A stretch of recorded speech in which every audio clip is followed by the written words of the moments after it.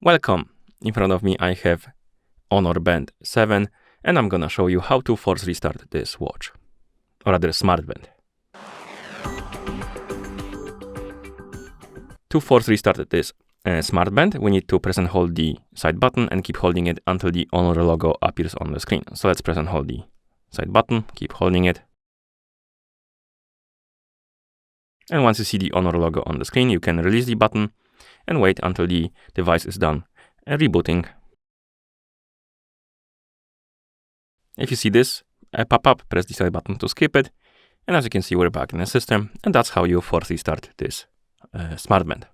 Thank you for watching. If you found this video helpful, please consider subscribing to our channel and leaving a like on the video.